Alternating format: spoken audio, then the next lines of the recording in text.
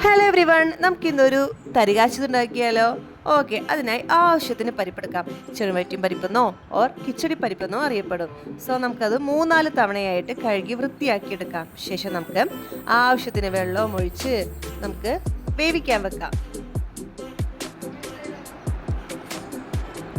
പരിപ്പിനെ മണടിച്ചിട്ടാന്ന് തോന്നണം നമ്മുടെ പ്രിൻസി കയറി വന്നിട്ടുണ്ട്.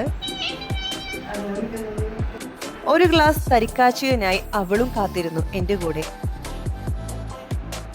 നമ്മുടെ പരിപ്പ് ഏകദേശം വെന്തിട്ടുണ്ട്. വെന്താന്നറിയാനായിട്ട് നമുക്കൊരു കയ്യിൽ ഉപയോഗിച്ച് നമുക്ക് ടെസ്റ്റ് ചെയ്ത് നോക്കാം. സോ ഇളക്കി കൊടുക്കാം. നമ്മുടെ പരിപ്പ് ഏകദേശം വെന്തിട്ടുണ്ട്. അതിലേക്ക് നമുക്ക് ആവശ്യത്തിന് പാലൊഴിക്കാം. നന്നായി ഒന്ന് മിക്സ് ചെയ്ത് കൊടുക്കാം. അതിനുശേഷം നമുക്ക് ആവശ്യത്തിന് കുറച്ച് ഏലക്കയും ചേർത്ത് ഒന്ന് ഇളക്കാം.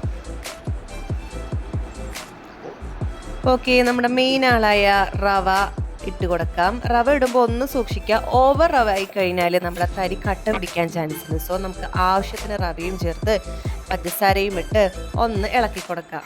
പുറത്താണെങ്കിലോ നല്ല മഴ.